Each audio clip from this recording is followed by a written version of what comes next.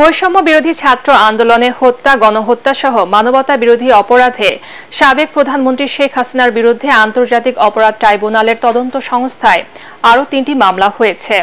মানবতা বিরোধী অপরাধে এই নিয়ে 7টি মামলা দায়ের হলো তার বিরুদ্ধে।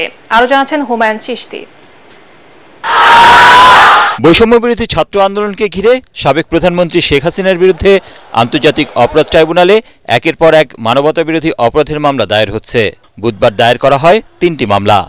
এর মধ্যে 18 জুলাই মিরপুরে গুলিতে নিহত শিক্ষার্থী শাহরিয়ার বিন মতিনের বাবা শেখ হাসিনা সহ 52 জনের নাম উল্লেখ করে মামলা করেন। এছাড়া শেখ হাসিনা সহ 74 জনকে আসামি করে মামলা করেন 19 জুলাই মিরপুরে গুলিতে নিহত আসিফ ইকবালের বাবা। আমার একমাত্র ছেলে, সেই ছেলে হত্যার বিচার চাই। 2টি অভিযোগে আমরা তৎকালীন প্রধানমন্ত্রী শেখ হাসিনা সহ 70 জন এবং অপরটিতে 73 জন আমরা আসামি করি এবং এটাতে অজ্ঞাত আছেন আরো প্রায় 450 থেকে 500 অজ্ঞাত আছে।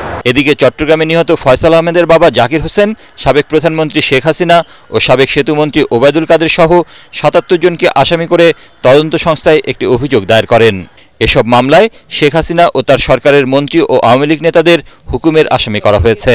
সিস্টেম ক্রাইম বলা হয় যে একটি নির্দিষ্ট গ্রুপকে টার্গেট করে যদি একটি গণহত্যা চালানো হয় এবং এই হত্যাকাণ্ডটা যদি ওয়াইড স্প্রেড এবং সিস্টেমেটিক্যালি সারা দেশব্যাপী ছড়িয়ে যায়। এখানে হত্যাকারী এবং হত্যা নিহত যারা হয়েছে তাদের মধ্যে একটা সম্পর্ক আছে।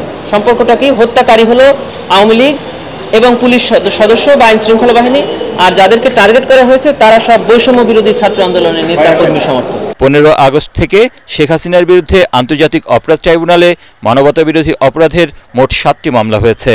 এর মধ্যে একটি রাজধানীর শাপলা চত্বরে 2013 সালে হেফাজতে ইসলামের সমাবেশ ঘিরে গণহত্যার। হুমায়ুন চিশতি, এটিএন বাংলা, ঢাকা।